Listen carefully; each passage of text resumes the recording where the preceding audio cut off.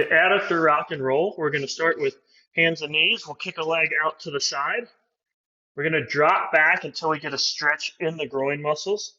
We're going to maintain that stretch, and then we're going to roll our foot out and in. And I'll show you a side view here. Out and in. Adductor. The band-assisted forward stretch with internal rotation bias. We're going to have a seat in front of something we can anchor a band to. We're going to be in a V-sit. We're going to roll our hips inward so that our toes are facing in, which gives us that internal rotation bias.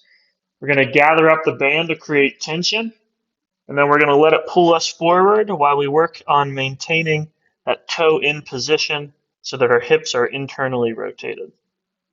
And we can hold this, or we can do multiple repetitions of a shorter hold. Squeeze hip internal rotation is one of my favorite exercises to prove hip. The ball squeeze hip internal rotation is one of my favorite movements to improve hip internal rotation. For it, you're going to lay on your back next to a wall. You're going to put your hips and knees at 90 degrees, feet on the wall. You're going to take a ball. You're going to squeeze your knees into the ball so the force is this way for your knees. And while you're squeezing, you're going to rotate the foot to the outside, and that's hip internal rotation. Now, you may be able to go as far as me, not as far, less far. No matter what, that's okay. You're doing it to improve hip internal rotation or to maintain it.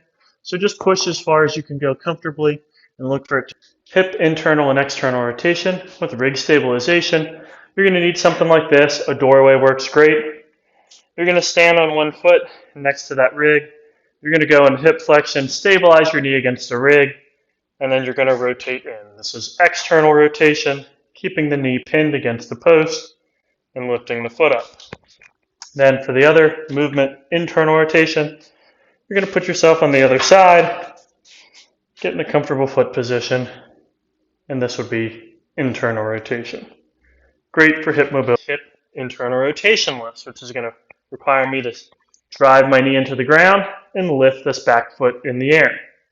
I'll perform that for the prescribed number of repetitions.